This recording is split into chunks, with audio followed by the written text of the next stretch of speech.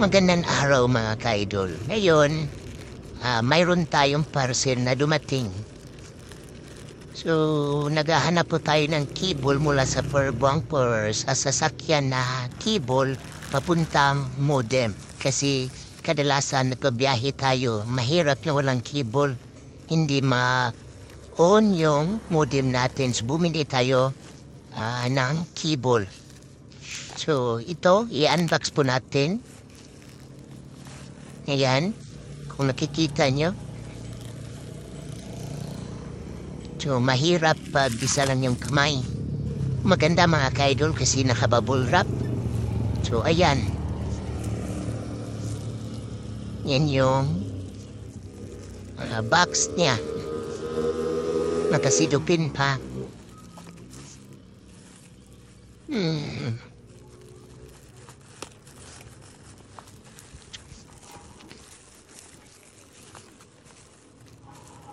So, ang brand po nito mga ka-idol ay Daven.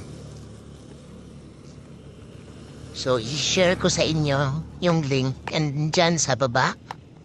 Kung gusto niyo bumili, binili ko po ito sa Shopee. So, Baven. Yung brand pala. Hindi Daven. Baven. So, ayan. Sulit po mga ka-idol. Kasi mura lang.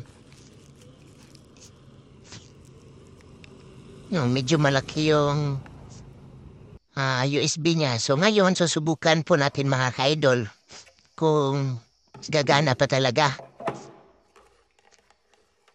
Ayan.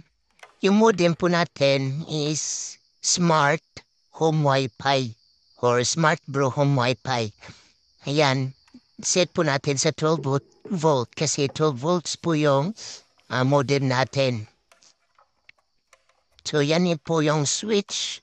Pero bago yan, papakita muna natin yung input niya. 12 volts yung input niya.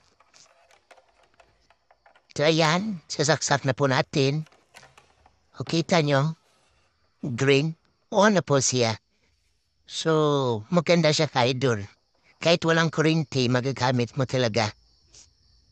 So, kung ikaw ay naghahanap ng cable na modem, swak po ito.